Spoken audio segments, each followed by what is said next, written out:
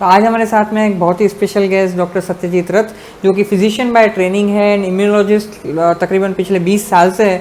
And ये national institute of immunology के अंदर इम्यूनोलॉजिस्ट थे और अभी वहाँ से रिटायर होके he is a faculty in IISR Pune right now. और वो जो है आज हमारे साथ में जुड़ चुके हैं और वो हमारे कुछ सवालों का जवाब देने वाले हैं, हम उनके साथ में डिस्कशन करने वाले हैं। सो अक्सर जो है हम ये देख रहे हैं कि एक्सटेंसिवली वैक्सीनेशन का प्रोसेस चल रहा है और उस वैक्सीनेशन के अंदर जो है हम अक्सर हम फर्स्ट डोज ही नहीं बल्कि सेकंड डोज के लिए भी बोलते हैं और कई बार जो है हम सेकंड डोज तक ही बोल रहे होते हैं इन मोस्ट ऑफन केसेस। कोई भी थर्ड केस की या थर्ड डोज की बात नहीं कर रहा होता। तो ऐसा क्या है जिसकी वजह से सेकंड डोज लेना इंपॉर्टेंट है, मतलब, और ऐसा क्या है जिसकी वजह से हम थर्ड डोज तक नहीं जाते? तो बच्चों को दिए जाते हैं टीके, वैक्सीन दिए जाते हैं बच्चों को। यूनिवर्सल इम्यूनाइजेशन प्रोग्राम होता है बच्चों के लिए। तो बच्चों की कोई वैक्सीन का एक ही डोज दिया जाता है, जैसे कि BCG वैक्सीन का एक ही डोज दिया जाता है। कुछ वैक्सीन के 2 डोज दिए जाते हैं, कुछ वैक्सीन के जैसे कि डिप्थीरिया, पर्टुसिस, टेटनस वाले वैक्सीन से 3 डोज दिए जाते हैं। कुछ वैक्सीन ऐसे हैं, पल्स पोलियो कैंपेन सबने सुना होगा, तो ओरल पोलियो के जो बूंदे मिलती हैं बच्चों को, उसके तो 3-4 से ज्यादा भी डोसेस कभी कभार दिए जाते हैं। तो ये तो कोई ऐसा पक्का कानून है नहीं कि वैक्सीन के एक ही डोज होगा, 2 ही डोज हो गए, 3 ही डोज हो गए। ये जो जांच परख है वैक्सीन को लेकर, वो थोड़ी बहुत आर्बिट्रेरली चलती है ना। जैसे ओरिजिनल क्लिनिकल ट्रायल में करा हो उसी हिसाब से आगे बात बढ़ती है। अब ओरिजिनल ट्रायल में 2 डोसेस अगर दिए हों और 2 डोज 28 दिन के अवधि के बाद दिए हों, तो आम लोगों के लिए जो अप्रूवल दी जाती है, जो इजाजत दी जाती है, वो बिल्कुल उसी प्रोटोकॉल के लिए दी जाती है।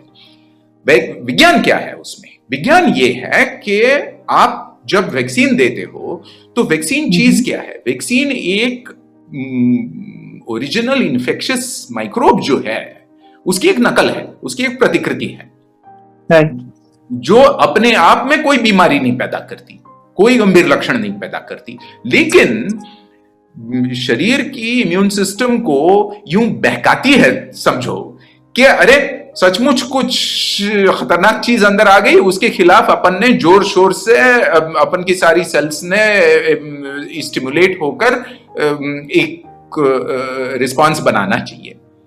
तो जाहिर है कि आपने एक डोज दे दिया तो यूं रिस्पांस बन गया, रिस्पांस बढ़ते गया, तो डोज जब खत्म हो गया तो रिस्पांस वापस आके शांत हो गया। इस दौरान आपने एंटीबॉडीज बनाई और एक लेवल बनी एंटीबॉडीज की। जबकि रिस्पांस शांत हो गया, तब आप अगर दोबारा एक डोज दे दें तो रिस्पांस पूरी पहली लेवल तक आके शांत नहीं हुआ, थोड़ा ऊपर की लेवल तक शांत हुआ है। तो इसलिए जब दूसरा डोज दे दो तो और जोर शोर से रिस्पांस बन जाएगा। अब जब और जोर शोर से रिस्पांस बन जाएगा तो जाहिर है कि जो एंटीबॉडी की लेवल बनेगी उसके बाद में वो पहले से और भी ज्यादा होगी। तो इसलिए दूसरा डोज देते हैं। कोविड की जितनी वैक्सीन्स हैं उनमें सब में देखा गया है कि पहले डोज के बाद जितनी एंटीबॉडी की लेवल आती है उससे बढ़कर ज्यादा दूसरे डोज के बाद आती है। लेकिन तीसरे डोज को लेकर थोड़ी परेशानियां हैं। पहली बात तो यह है कि कैंपेन में एक की 2 डोज करें तो कैंपेन काफी पेचीदा हो जाती है, ऊपर से तीसरा डोज करें तो और भी पेचीदा हो जाएगी। और उसके बाद में यह भी देखा गया है कि दूसरे डोज के बाद काफी अच्छी लेवल की एंटीबॉडीज बनती हैं, तो उसमें थोड़ी बहुत सैचुरेशन भी होती है कि वहां तक तीसरा चौथा डोज दे दो तो उतनी ज्यादा नहीं बढ़ेंगी, फिर काहे दे दें, इसलिए अपन तीसरा डोज नहीं देते। रही बात आखिरी कि 2 डोसेस में कितनी गैप छोड़नी चाहिए, तो इसको लेकर काफी मतलब बातें और भ्रम दोनों हो रहे हैं। पहले को वैक्सीन को लेकर 4 हफ्तों का इंटरवल है, पहले कोविशील्ड को लेकर 4 हफ्तों का था, फिर 6 का हो गया, फिर 12 का हो गया, यूं सब बातें चल रही है।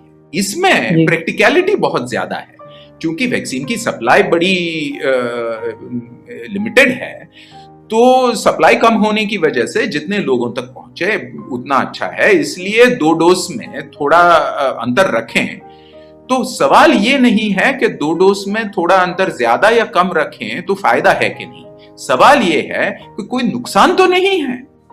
और ये देखा गया है यूके की जो जांच पड़ताल चली है उसमें से कि 4 हफ्तों से 6, 6 से 12, 12 से 16 तक उतना बदलाव करें तो नुकसान कोई नहीं है। हो सके थोड़ा बहुत फायदा हो, कहीं 6 से कोई 12 से, वो आंकड़े इतने तगड़े नहीं है। सही मसला अपन ने सबने ध्यान में रखना चाहिए कि 4 हफ्तों से 6 महीनों तक कभी भी आप दूसरा डोज ले लो तो आपको जो एक ज्यादा एडवांटेज मिल जाएगा दूसरे डोज का, वो मिलेगा ही मिलेगा।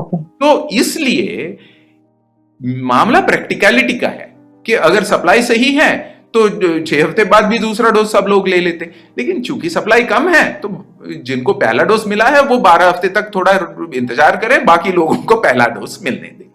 ये हुआ मसला 1 डोज, 2 डोज, 3 डोज का। ओके, सो बेसिकली ये जो आप बता रहे हैं वो एक तरह से नीड के बेसिस पे है और सप्लाई के बेसिस पे भी है। मेनली अगर हमारी नीड है, एंटीबॉडी रेज हो चुकी है उतनी, तो फिर हमें 3rd 4th डोज तक जाने की जरूरत नहीं है, और कोविड के केस में ऑलरेडी प्रूवन है, और प्लस सप्लाई का भी एक इश्यू है ये। तो बेस्ड ऑन दिस क्राइटेरिया एक तरह से डिसीजन होता है। तो thank you very much doctor रथ हमें ये बताने के लिए। तो आज के लिए इतना ही, फिर आपसे मुलाकात होगी। जय विज्ञान।